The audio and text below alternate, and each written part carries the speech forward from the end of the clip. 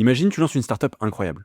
Mais ça marche aussi avec une entreprise, hein, tu vas voir. Tu passes sur Product Hunt, tu fais du SEO, tu optimises ton site pour les IA, et derrière, quelqu'un pose la question, quel est le meilleur outil lancé cette année? Et bah, en fait, ton produit n'apparaît jamais. Ce que je vais te montrer aujourd'hui, c'est un papier de recherche qui montre une étude sur 112 produits qui ont été lancés sur Product Hunt, donc des startups, mais ça pouvoir s'appliquer à toutes les petites entreprises, et 2240 requêtes sur les LLM. Et résultat, 97% des produits sont invisibles dans les résultats de l'IA. Et concrètement, le géo ne sert presque à rien pour ces entreprises. On va voir aujourd'hui concrètement comment les startups disparaissent des LLM, pourquoi le géo actuel est probablement une illusion, et ce qu'il faut faire pour réellement apparaître sur ChatGPT et Perplexity. Alors reste avec moi. Pour découvrir une entreprise, le contexte évolue quand même pas mal avec l'arrivée des LLM. Avant, tu étais sur un utilisateur qui va utiliser Google, qui va aller montrer des résultats, donc avec du SEO, et montrer ton site. Et enfin, l'utilisateur arrivait chez toi et pouvait potentiellement acheter, s'inscrire, bref, interagir avec ton entreprise. Maintenant, l'utilisateur va directement sur ChatGPT et il lui propose une réponse qui potentiellement n'a même plus besoin, si c'est informatif, de venir sur ton site. S'il doit acheter, il doit toujours venir sur ton site, mais ça change réellement la donne. Les LLM deviennent plus qu'un moteur de recherche, ça devient un moteur de découverte. Et ces recherches-découvertes, elles peuvent être multiples. Les meilleurs outils IA, par exemple, les meilleurs outils de gestion de projet, les meilleurs outils IA pour marketeurs, les meilleures startups à surveiller. Bref, tout ça, c'est pas du tout descriptif, c'est très large, c'est de la découvrabilité, et tu veux pouvoir être présent là-dessus. Et c'est exactement là où une startup veut vouloir apparaître pour être vue et découvert par le plus grand nombre. Le problème, malheureusement, c'est que les IA et les LLM ne citent pas toujours les mêmes produits. Notion, ClickUp, Zapier, HubSpot, c'est plus des startups, c'est des mastodontes. Les nouveaux produits disparaissent au profit de ces boîtes-là. Ce que je te disais juste au début, c'est que l'étude sur laquelle se base toute cette vidéo a été faite sur 112 startups qui ont été présentes dans le top 500 sur Product Hunt l'année dernière, en 2025. Il y a 2240 requêtes qui ont été faites au LLM pour avoir justement la réponse et voir ce qui était cité. Et ils ont testé 2 LLM, ChatGPT avec la version 4 au mini et Perplexity avec sa version Sonar. Et le type de requête est de 2 types. Navigationnel, dis-moi en plus sur le nom de l'entreprise et quels sont les meilleurs, et hop, la typologie du produit. Mais donc là, on a Best AI Tools, les meilleurs produits IA, qui est la typologie d'entreprise qu'ils ont utilisée. Et le premier résultat, c'est que sur cette première typologie de requête, donc très directe, très orientée navigation, quand on nomme le produit ou l'entreprise, à la fois ChatGPT et Perplexity le connaissent. Ils l'ont vu, ils savent ce que c'est, ils le reconnaissent directement. Lorsqu'on interroge par le nom, les modèles retournent quasi systématiquement la totalité des startups. Donc, on voit que les données d'entraînement ne sont pas le problème. Le modèle les connaît. Le drame intervient juste après.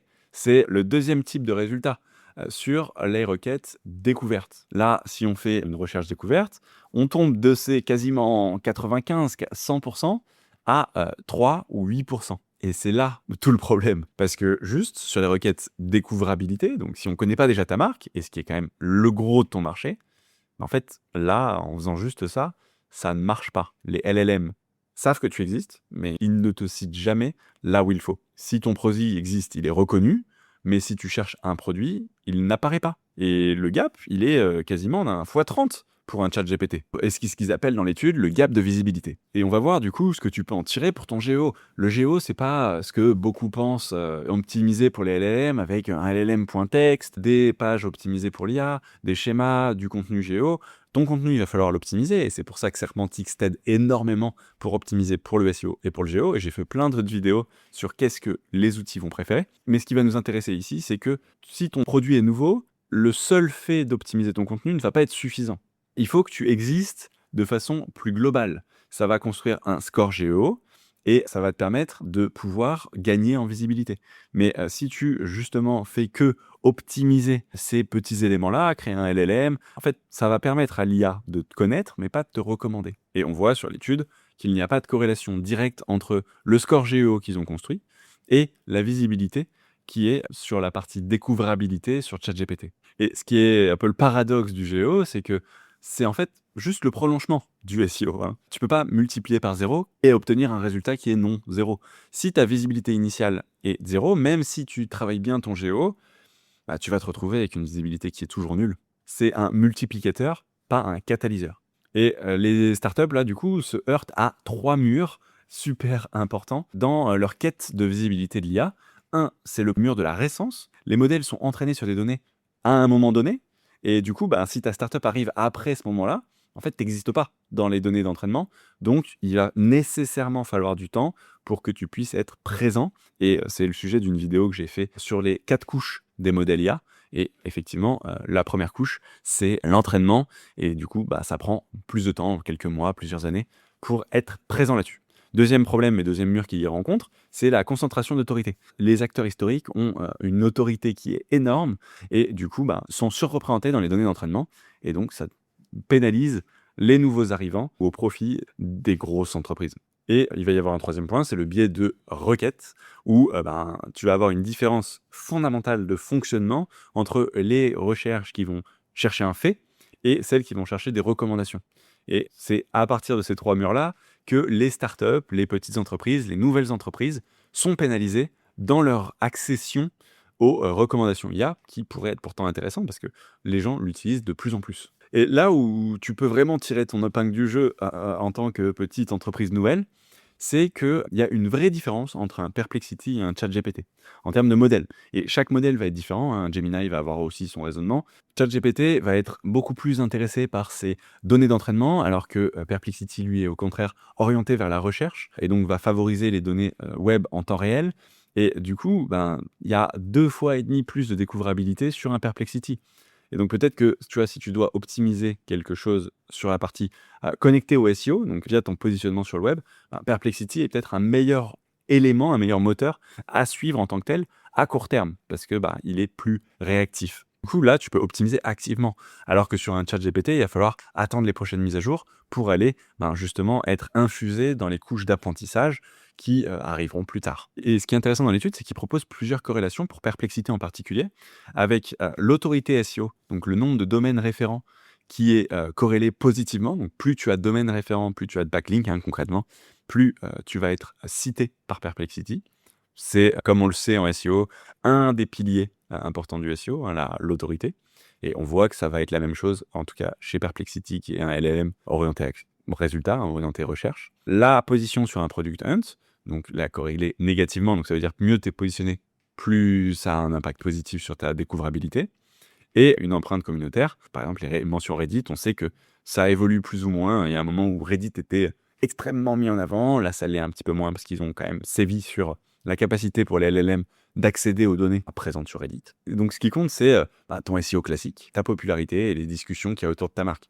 Rien de surprenant, et c'est intéressant justement de se rendre compte que c'est ces choses simples que tu faisais déjà dans ton SEO qui vont t'aider à aller un peu plus loin et à aller aussi être visible dans le GEO. Cette visibilité LLM, c'est concrètement une agrégation de visibilité de signaux sur le web. Et les LLM ne vont pas découvrir vraiment, ils utilisent juste leurs données d'entraînement, les données qu'ils arrivent à retrouver sur le web, et les biais populaires des gens qui recommandent ce produit-là plutôt qu'un autre. Les modèles citent ce qui est connu, ils prennent pas de risques, ils citent ce qui est cité, et ils citent ce qui apparaît souvent. C'est vraiment une question de volume dans ce cas-là. Les LLM, c'est pas un moteur de recherche, c'est vraiment un compresseur du web qui existe déjà. Et ce qui fait que les nouveaux produits ont un problème, c'est le démarrage à froid. Quand t'existes pas, tu peux pas avoir tout cet effet cumulé, toute cette existence, toute cette masse d'informations qui pointent vers toi. Et c'est ça le problème. Et ils ont même poussé l'étude un petit peu plus loin en montrant une partie avec un nom de marque généraliste ou un nom de marque spécifique. Et c'est pour ça que tu as tout intérêt à choisir des marques qui soient distinctives, parce que si on regarde l'analyse avec et sans les mots distinctifs, donc les startups type Cursor, Solar, enfin bref, qui sont des noms communs, il y a énormément plus de bruit, alors que si tu les enlèves et que tu te retrouves qu'avec des startups plus distinctives en termes de nomination, en termes de nom de marque, là, il y a une vraie corrélation entre justement les mentions Reddit et la discoverabilité sur Perplexity. Et il propose un modèle qui s'appelle la visibilité IA Flywheel, donc le cercle vertueux de la visibilité IA, et qui met en avant ton SEO avec des mentions, des backlinks, des discussions, des citations IA. Donc tu vas faire du SEO classique, un lancement sur Product Hunt par exemple, aller valider ça avec des discussions communautaires sur un Reddit par exemple, mais être visible là où les gens en parlent, une autorité, être cité sur le web avec du trafic de marque et des recommandations, alors en étant indexé par les LLM comme Perplexity, qui est le plus rapide, mais à terme, on veut aussi être par les autres, Gemini, ChatGPT, qui vont te permettre d'aller renforcer tes fondations, etc., grandir progressivement et être de plus en plus visible dans ton SEO et dans les IA, parce que l'un nourrit l'autre. L'IA, le LLM, la visibilité IA n'est qu'un effet secondaire de ce que tu faisais toujours, en tout cas pour l'instant, sur ton SEO. Du coup, ce qu'il faut que tu gardes, c'est t'as pas besoin forcément d'optimiser pour les IA en particulier. Tu peux le faire. Et j'ai fait plein d'autres vidéos qui montrent que effectivement, il faut garder ça en tête quand même. Avoir des pages qui sont bien structurées, avoir des pages fiables, sourcées. Et j'ai fait toute une vidéo dédiée. Et tu peux avoir ces informations-là dans Serpentix que tu peux tester avec tes crédits qui sont doublés le premier mois en passant par le lien en dessous, gratuitement. Mais tu vas vouloir surtout dominer les sources qui sont utilisées par les IA. Et ça se passe sur les moteurs de recherche. Ça se passe dans ton SEO classique, ce que tu avais l'habitude de travailler. Tu vas vouloir travailler tes liens, tu vas vouloir travailler ta visibilité, tu vas potentiellement vouloir t'orienter sur des IA qui soient orientées découvertes, rapides, plutôt que des IA plus fondamentales comme un ChatGPT par exemple, qui mettra naturellement plus de temps à apparaître. Et ce qu'il faut garder en tête, c'est que les IA utilisent des sources dominantes, du Wikipédia, des sites de review, des listicles, des sites avec des classements, des posts, des articles sur des gros blogs. C'est ces éléments-là qui vont te permettre d'avoir le plus d'impact, mais de la même façon que quand tu achetais des liens, tu peux avoir un vrai impact sur un gros site, ou alors des impacts peut-être un peu plus mitigés sur des sites qui n'ont pas beaucoup plus de puissance. C'est la même chose ici.